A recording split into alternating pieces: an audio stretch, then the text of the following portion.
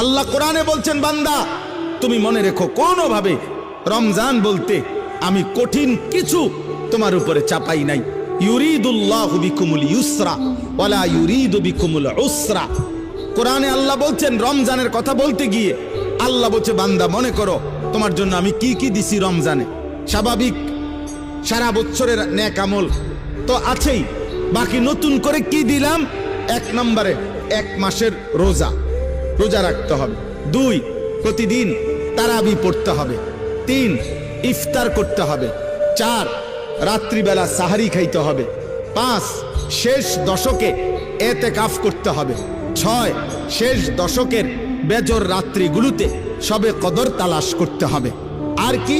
আর পুরাটা মাস গুনাহ থেকে বাঁচতে হবে।